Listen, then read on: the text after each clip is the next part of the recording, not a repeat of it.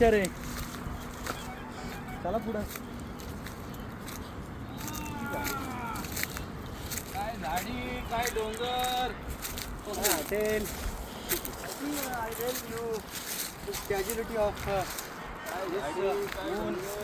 ऊन गार हवा.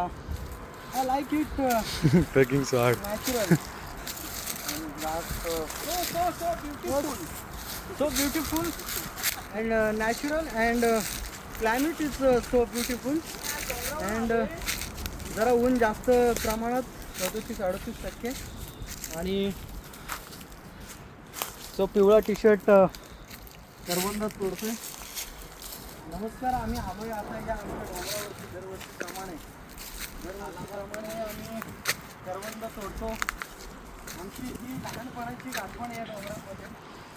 आम्ही लहानपणापासून या डोंगरामध्ये मोठे झालेलो आहोत. परंतु मोठे जरी झालो असतो तरी आमची करवंद खायची जी काय सवय आहे ती अजून काय मोडलेली नाही आहे.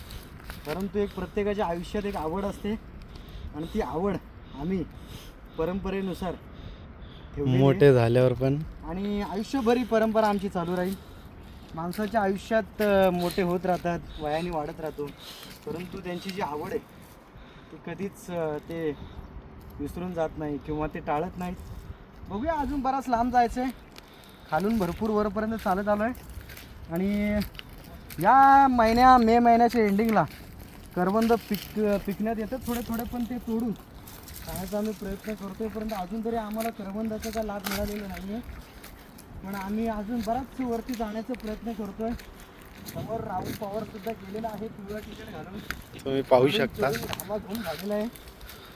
त्यावरती लग्न करायचा त्याचा विचार आहे.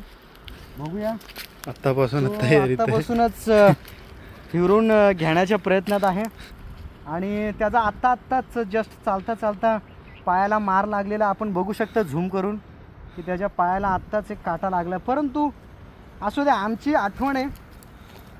आमची या डोंगरातली एक लहानपणाची खूप बऱ्याच अशा गोष्टी आहेत ज्या आम्ही विसरत नाही आणि कधी विसरणार सुद्धा नाही.